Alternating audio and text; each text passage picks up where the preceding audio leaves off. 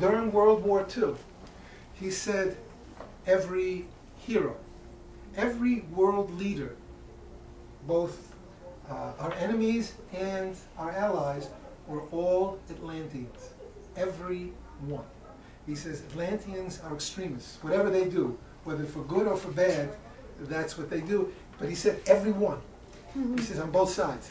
He says, just so you know. Every hero? Every hero, every German hero, what to them was a hero, every American hero. In other words, whatever they believed.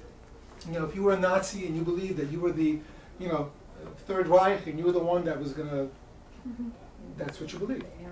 You would, you know, the Aryan race was the super race. If you were Americans and you believed in freedom and justice and the American way, you were also an Atlantean. And he said whether you were Hitler or whether you were Churchill or whether you were Woodrow Wilson, who he said that when they tried to get to 14 points, he said that Christ was sitting in that room with him.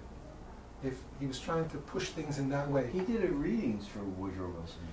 Yeah, he did a few readings which you get very fuzzy. Some people deny, some people say it never took place. These are people even in the Cayce circles. I thought it was documented. I think it is. I've seen it in a few places. There's a book called The Stalling of the White House, he was the head of the Secret Service, who said that Cayce was involved.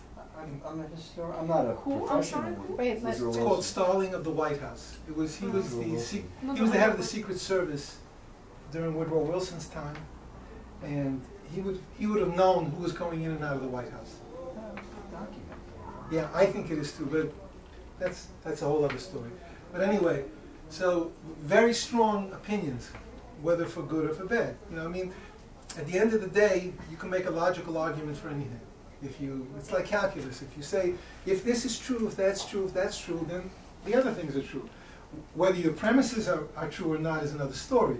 But if you believe these things, then everything else makes sense. So you get into what's true and what's not true, and this is where this all becomes complicated.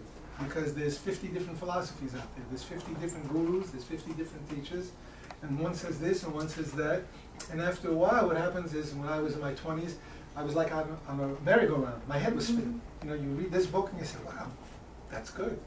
And then I would read another book and I would say, you know, I understand what he's saying too. That's not bad either. And so now, literally, my head was spinning. All of us. And yeah, and so you don't know what to believe. I mean, there's so much out there. And you have to find what talks to you. You see, one is not, quote unquote, better than another. You have to find what works for you. As long as whatever works for you, as long as you don't hear in that next sentence, and if you don't do this, you're going to go to hell, and if you don't do this, you're damned, then you know very quickly to turn around and walk the other way. You see? But if they say, if I respect your way and I respect your way, that's good. Because then they understand. There's that old story about the blind men, and they find an elephant, and each one grabs another part of the elephant, and then they start arguing about what an elephant is. No, they're all right, but they're all wrong, because they only have a piece. That piece is not the whole thing. But that's what we do. We get a piece, and we're so sure that that's what it is, and we have to convince the whole world. And Cayce was very adamant. He says, don't try to convince anybody of anything. He says, just put it out there. And if it's for you, you'll respond to it. And if it's not for you, that's okay. In the Toli book, he says that's part of the ego. The ego wants to always be right. And if you argue with it and show that it's wrong, it's almost like the ego becomes threatened. It's almost like you're trying to kill the ego. So it's very important for it to always be right. We always want to be right. So I'll argue to the death, because I know I'm right and you're wrong. And I don't care what you say. Nothing personal, you know.